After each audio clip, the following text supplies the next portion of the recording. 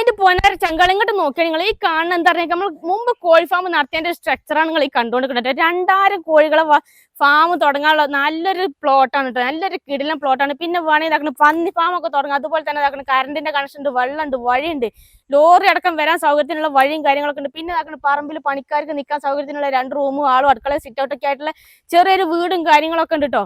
അപ്പൊ ഈ ഒരു സ്ഥലത്ത് നമുക്ക് 1 കിലോമീറ്റർ പോയി കഴിഞ്ഞാൽ നമുക്ക് അമ്പലം, പള്ളി, ചർച്ച്, സ്കൂൾ, ഹോസ്പിറ്റൽ എല്ലാ സൗകര്യവും ഉണ്ട്.